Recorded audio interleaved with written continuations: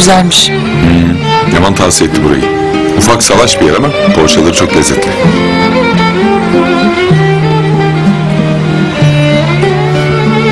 Ne oldu, niye güldün?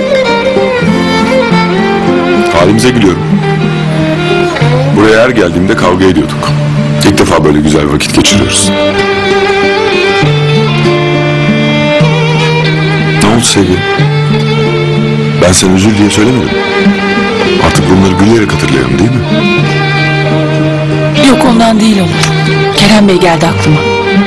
O kadının kim olduğunu bulacağım dedi ya. Sen hala bunu mu düşünüyorsun?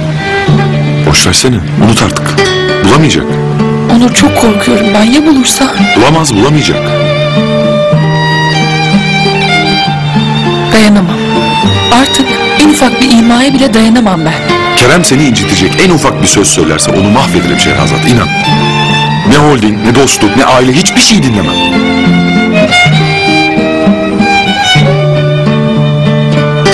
Seni ne kadar çok sevdiğimi bilemezsin.